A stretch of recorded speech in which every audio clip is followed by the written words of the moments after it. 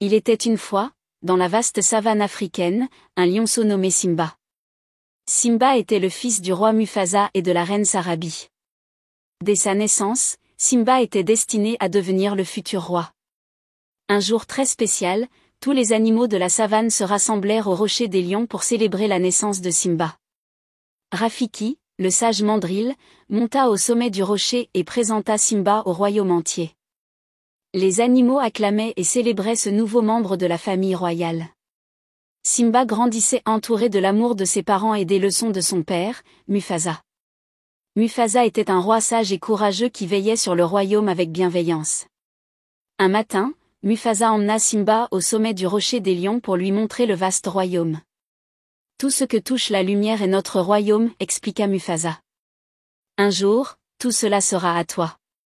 Mufasa expliqua également à Simba le cycle de la vie, comment les lions chassaient pour se nourrir mais respectaient chaque créature de la savane. Simba avait beaucoup de choses à apprendre. Un jour, il se promenait avec son père, et ils rencontrèrent Zazu, un kalao bavard qui servait de majordome royal. Zazu les tenait informés de tout ce qui se passait dans le royaume. Majesté, les troupeaux migrent vers le nord, annonça Zazu. Il semble que la saison des pluies approche. Simba, très curieux et parfois imprudent, posait souvent des questions. Papa, pourquoi les animaux doivent-ils migrer, demandait-il. Mufasa expliqua que tous les animaux de la savane dépendaient de l'eau et que les migrations faisaient partie du cycle de la vie. Simba aimait également jouer et explorer. Il passait ses journées à courir après les papillons, à grimper sur les rochers et à essayer d'impressionner Nala, sa meilleure amie, avec ses aventures. Un jour, ils décidèrent de s'aventurer dans une partie de la savane qu'ils n'avaient jamais explorée auparavant. C'est là qu'ils tombèrent sur une étrange formation rocheuse. On dirait un vieux cimetière, murmura Nala. Simba, toujours avide de nouvelles aventures, proposa de s'approcher. En s'approchant, ils découvrirent qu'ils étaient arrivés au cimetière des éléphants, un endroit sombre et inquiétant.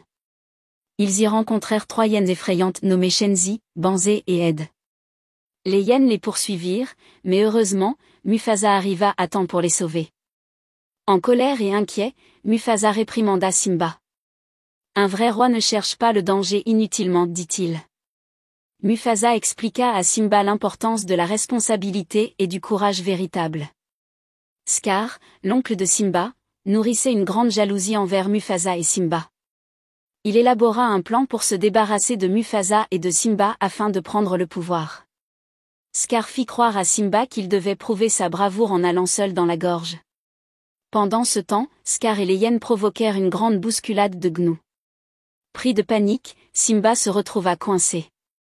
Mufasa arriva pour le sauver, mais dans sa tentative de se sauver lui-même, il fut trahi par Scar et tomba dans la bousculade. Simba, effondré, vit son père mourir sous ses yeux. Scar fit croire à Simba que c'était de sa faute et lui dit de fuir loin, très loin. Désespéré, Simba s'enfuit dans le désert, où il erra jusqu'à s'évanouir de fatigue et de soif. Simba fut trouvé par 2 nouveaux amis, Timon, un suricate drôle et bavard, et Pumba, un phacochère jovial et courageux. Ils prirent soin de Simba et lui enseignèrent leur philosophie de vie, Hakuna Matata, ce qui signifie « pas de soucis ». Simba grandit avec Timon et Pumba, adoptant leur mode de vie insouciant. Ensemble, ils explorèrent la jungle, chassèrent des insectes et se baignèrent dans des rivières. Pendant ces années, Simba devint un grand lion fort. Timon et Pumba lui apprirent à se débrouiller dans la jungle et à profiter de chaque moment. Ils passaient leur journée à explorer les environs, à grimper aux arbres et à chanter des chansons joyeuses. Mais au fond de lui, Simba ne pouvait oublier son passé. Il se demandait souvent ce qui était arrivé à sa mère et à son royaume. Un jour, alors qu'il se promenait dans la jungle, Simba rencontra Nala, son amie d'enfance. Elle lui raconta que Scar avait pris le pouvoir et que le royaume souffrait. Scar avait laissé les hyènes détruire la terre des lions, rendant la terre stérile et privant les animaux de nourriture et d'eau. Nala supplia Simba de revenir pour sauver leur foyer. D'abord hésitant, Simba se sentait encore coupable de la mort de son père. Mais Rafiki, le sage mandril, retrouva Simba et lui rappela qui il était vraiment. Rafiki guida Simba vers un étang où il lui montra son reflet. « Regarde de plus près, dit Rafiki.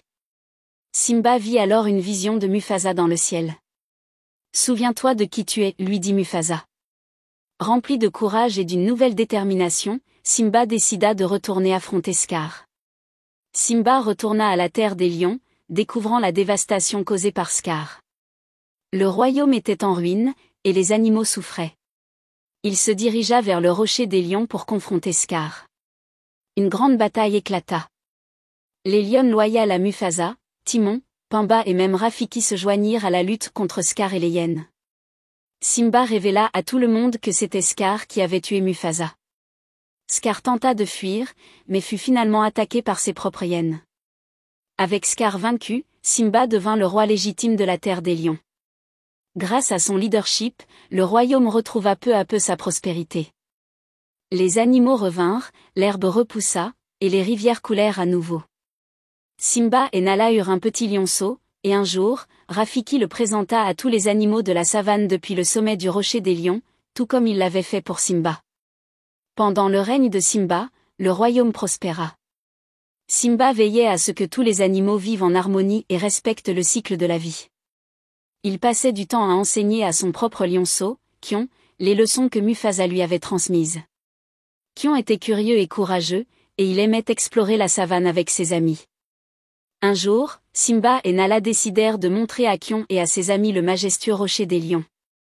Ils leur racontèrent des histoires sur le grand roi Mufasa et les aventures de Simba lorsqu'il était jeune. Kion écoutait attentivement, inspiré par les récits de bravoure et de sagesse de son grand-père et de son père. Mais même pendant cette période de paix, des défis survinrent. Un incendie ravagea une partie de la savane, menaçant les habitats des animaux. Simba et Nala, avec l'aide de Timon, Pamba et les autres animaux, organisèrent un grand effort pour éteindre le feu et aider les animaux à se mettre en sécurité. Ils réussirent à sauver de nombreuses vies et à restaurer la savane, montrant encore une fois l'importance de la coopération et de la responsabilité. Avec le temps, Kion et ses amis devinrent plus forts et plus sages, prêts à prendre la relève quand leur tour viendrait. Simba savait que, tout comme Mufasa l'avait fait pour lui, il devait préparer son fils à devenir un bon roi. Il lui enseigna l'importance de la justice, de la compassion et de la responsabilité envers tous les animaux de la savane. Un jour, Kion et ses amis découvrirent une grotte mystérieuse au fond de la savane. Ils décidèrent de l'explorer et y trouvèrent de vieux dessins rupestres qui racontaient l'histoire des anciens rois. Kion, émerveillé, réalisa l'importance de sa lignée et de son rôle futur. Il retourna auprès de son père avec une nouvelle détermination à devenir un bon roi. Continuait, avec chaque génération apprenant de la précédente et contribuant à la prospérité du royaume. Sous le règne sage et courageux de Simba, la terre des lions demeura un endroit de paix et de beauté, où tous les animaux vivaient en harmonie. Un jour, Simba et Kion partirent en expédition pour explorer les confins de leur royaume. Ils traversèrent des rivières, escaladèrent des montagnes et découvrirent des régions de la savane qu'ils n'avaient jamais vues auparavant. Ils rencontrèrent de nouveaux animaux, apprirent leurs coutumes et découvrirent comment ils vivaient. Cette aventure renforça le lien entre Simba et Kion apprit l'importance de la curiosité et de l'ouverture aux autres. Au fil des saisons, le royaume prospérait. Les pluies nourrissaient la terre, et les troupeaux revenaient chaque année, garantissant la continuité du cycle de la vie. Simba organisait régulièrement des rassemblements où tous les animaux se réunissaient pour célébrer les grandes occasions et discuter des affaires du royaume. Kion, désormais jeune adulte, commençait à prendre de plus en plus de responsabilités. Il assistait son père dans la gestion des affaires du royaume et prenait soin des plus jeunes, leur racontant les histoires de leur héritage et les leçons apprises de leurs ancêtres. Un jour, Simba décida d'organiser un grand festin pour célébrer l'harmonie retrouvée dans la savane. Tous les animaux furent invités, des plus petits insectes aux plus grands éléphants. La fête dura plusieurs jours, avec des danses, des chants et des festins somptueux. Les lions, les antilopes, les zèbres, les girafes et tous les autres animaux partageaient des moments de joie et de camaraderie. Simba, entouré de sa famille et de ses amis, regardait avec fierté le royaume qu'il avait aidé à restaurer. Il savait que le jour viendrait où Kion prendrait sa place en tant que roi, mais il était confiant que son fils serait prêt à relever ce défi. Un jour, Kion et ses amis décidèrent de partir à la recherche d'une ancienne légende. Ils avaient entendu parler d'une vallée cachée, où se trouvait un arbre magique qui exauçait les vœux. Intrigués et désireux de prouver leur courage, ils se mirent en route. Leur voyage fut rempli de défis et d'énigmes, mais leur amitié et leur détermination les aidèrent à surmonter chaque obstacle. En arrivant à la vallée, ils découvrirent que l'arbre était gardé par un vieux lion sage.